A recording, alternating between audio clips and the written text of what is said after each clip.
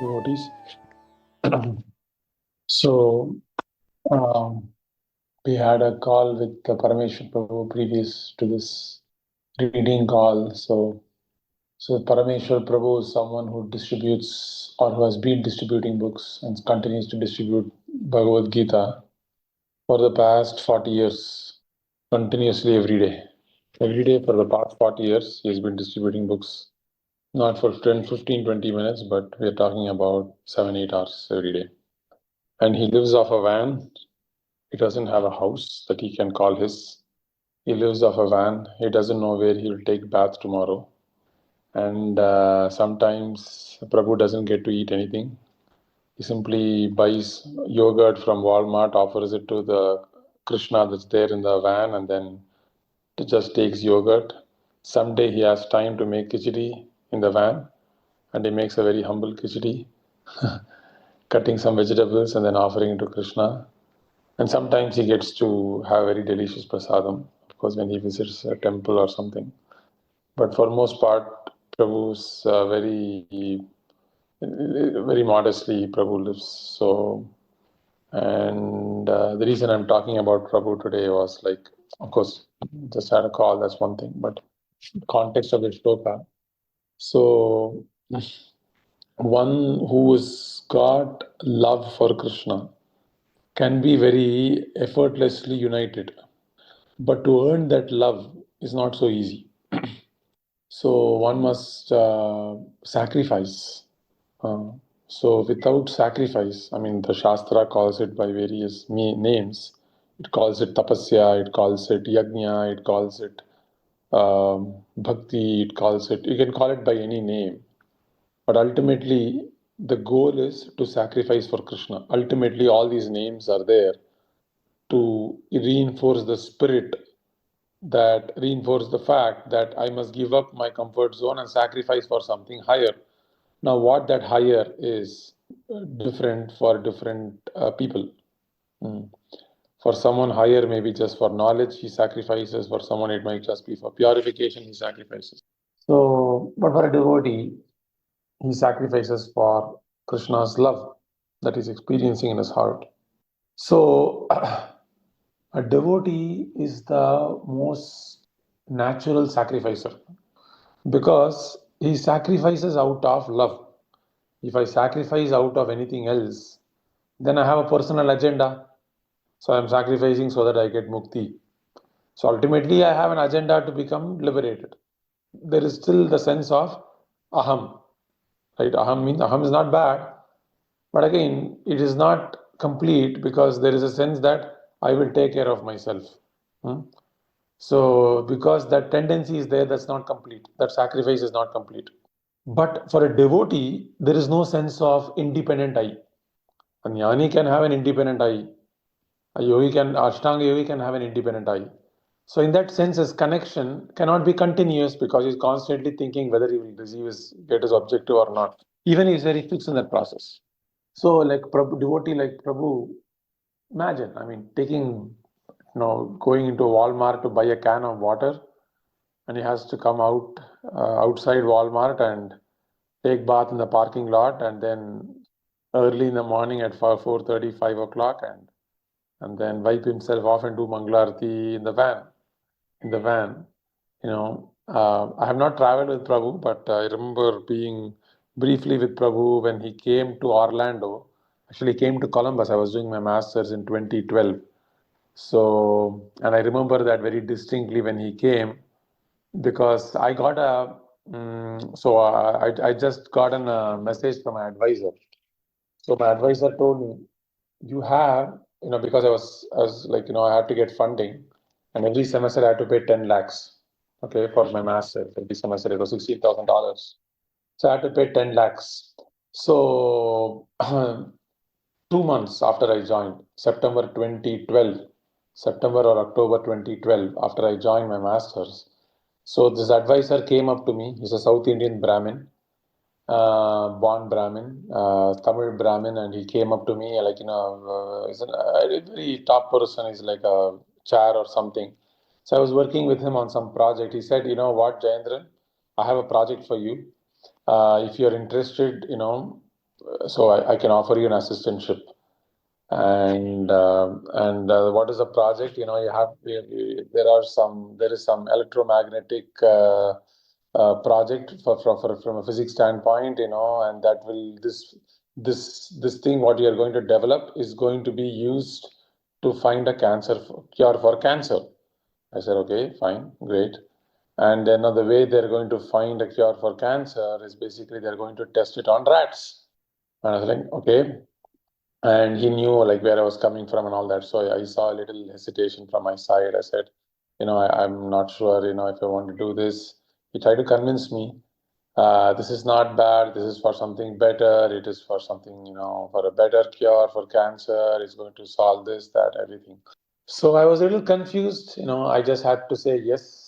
And then boom, I don't have to pay 25 lakhs for the next 2 semesters.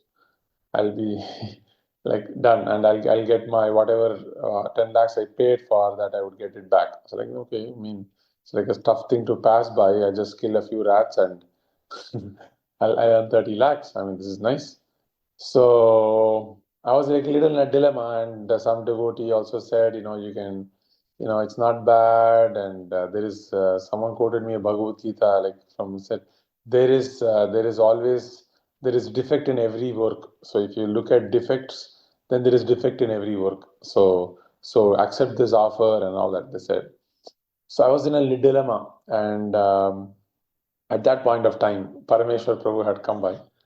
You know, there are like 4 or 5 devotees, and he was very austere. I mean, like really austere. Right? He was chanting all through the night, and I had to tell the professor the next day, right, what I had to do. And then I called up Maharaj also. Maharaj, what do I do? And then Maharaj said, why, you know, you went there to study, why are you gaining more bad karma and all that? Maharaj said, but I was a little like, I'm losing 25 lakhs and all that. So at that point, Parameshwar Prabhu had come there. He was staying overnight and he was doing book distribution in Ohio State University, Columbus and all that. And I was, you know, seeing, wow, I mean, this person is sacrificing so much, right? This person is sacrificing so much, and he must have been like even 50 then, he must be even 60, 65, even not more. So I was feeling like, wow, this person is sacrificing so much. And he's literally, I went into his van, and then when I saw his van, I was like, wow, like really austere. Like to live in a van like that, and not alone actually. He had 2 or 3 brahmacharis who were traveling with him, Prajanand Prabhu and few others. I was like, wow. So if this person can live so austerely, right? Why should I save money, save Lakshmi or whatever it is by killing rats, right? I know this is bad. I mean, so somehow, you know, that association that really struck me, and I didn't go forward with that proposal. But the reason I'm bringing this point is a devotee's sacrifice, a devotee's love for Krishna, and you know, is so profound that he can effortlessly perform very huge tasks as if they are no big deal. Okay, uh, that is the greatness, and the devotee's sacrifice or renunciation is the highest, because a devotee doesn't even hesitate to even renounce renunciation. He's not even attached to being renounced. He's fine to enjoy. And he's fine to renounce. Okay, if you give me a good prasadam, I'll take good prasadam. He's not attached to renunciation. Nor is he attached to sacrifice. He's attached to Krishna. Because a devotee's attachment is at the right place. Because a jnani can become attached to renunciation. Jnani can think, oh, I'm being very renounced. If I do this, then what will happen? He can become attached to renunciation also.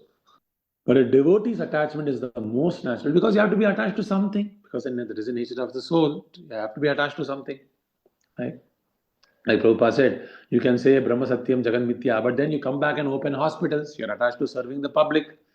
So you have to become attached to something. But what is the natural attachment from which all other attachments come? And that is the attachment to the Lord's lotus.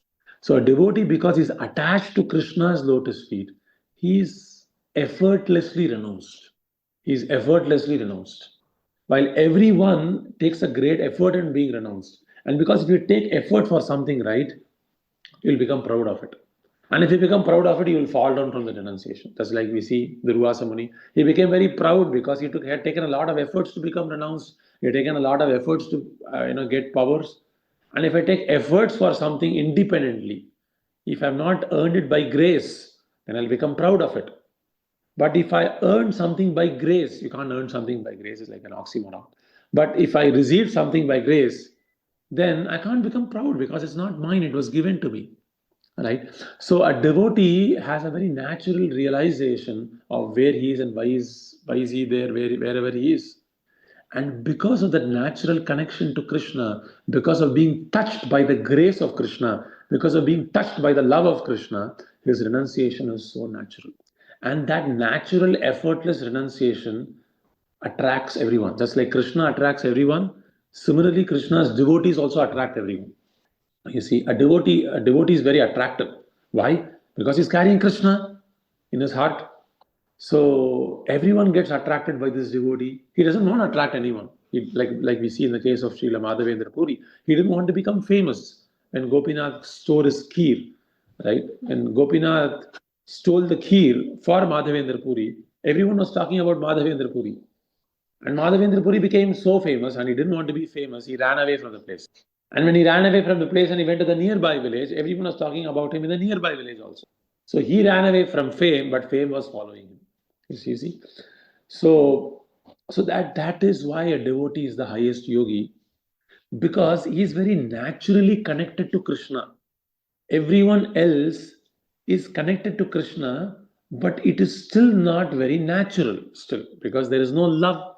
Because our nature is to love. Our nature is to love, is it not?